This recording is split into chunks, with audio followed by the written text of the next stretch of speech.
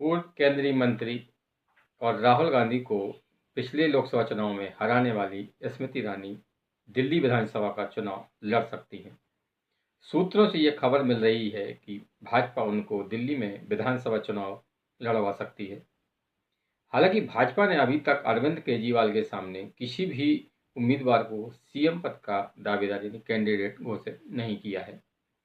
पिछले दो चुनाव में भी भाजपा ने किसी भी उम्मीदवार को सीएम पद का कैंडिडेट घोषित नहीं किया था। दिल्ली में भाजपा की हार का एक बड़ा कारण ये भी माना जाता है। इस बार भाजपा आलाकमान इस बात पर गंभीरता से विचार कर रहा है कि दिल्ली में किसी को सीएम पद का कैंडिडेट घोषित किया जाए या ना किया जाए।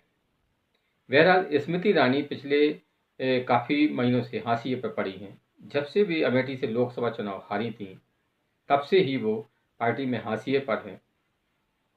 गाए बाए उनके स्टेटमेंट भी अब नहीं आते हैं। लेकिन अब ये जो बड़ी खबर आ रही है कि दिल्ली में उन्हें विधानसभा का चुनाव लड़वाया जा सकता है।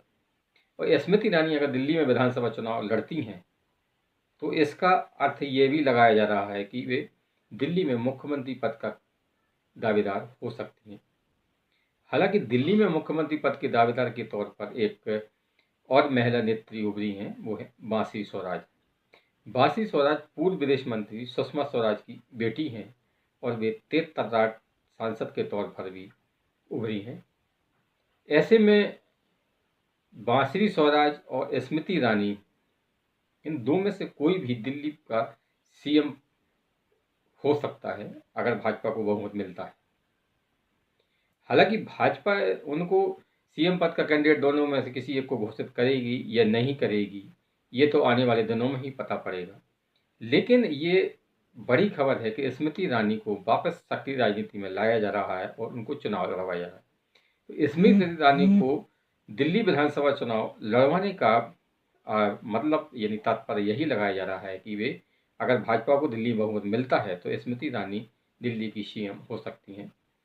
वर्तमान सीएम अतिशी जो कि आम आदमी पार्टी की है, उनके खिलाफ कांग्रेस से अलका लामा चुनाव लड़ रही हैं। अलका लामा भी कांग्रेस की एक बड़ी नेता हैं और वो आतिशी के खिलाफ अगर चुनाव लड़ती हैं तो आतिशी को भी दिल्ली में चुनाव जीतने में मुश्किल आ सकती हैं, क्योंकि आतिशी दिल्ली की सीएम जरूर हैं लेकिन पिछले उनका अभी ये कार्यकाल देखें तो इस कार्यकाल में उन्होंने कोई भी एक ना तो कोई बड़ा काम किया है, ना कोई बड़ा फैसला लिया है, ना कोई ऐसा काम किया है जिससे कि वे दिल्ली की जनता की नज़र में चढ़ सकें। वो ऐसी दिखाई देती हैं जैसे कि केजरीवाल के इशारे पर ही काम करती हैं या नाचती रहती हैं। दिल्ली की सीएम अतिशी जरूर बन गई हैं लेकिन वे केजरीवाल की छाया से बाहर नहीं निकल पाई हैं। ऐसे में अतिशी का जाना तो तय है, क्योंकि अगर आप पार्टी को बहुमत मिलता है तो अरविंद केजरीवाल दिल्ली के फिर से सीएम होंगे। वैसे इस बात की संभावना बहुत कम है कि केजरीवाल को पार्टी को बहुमत मिलेगा, क्योंकि केजरीवाल की को हराने के लिए कांग्रेस ने कमर कस ली है और कांग्रेस ने अब तक 47 उम्मीदवारों की सूची जारी कर दी है। कांग्रेस ने ऐसे कैंडिडेटों को टिकट दिया है कि जो भले ही जीत न सकें लेकिन वे आप पार्टी को हरा जरूर सकते हैं। बहरहाल दिल्ली से ये बड़ी खबर है कि स्मृति ईरानी दिल्ली विधानसभा का चुनाव लड़ेंगी।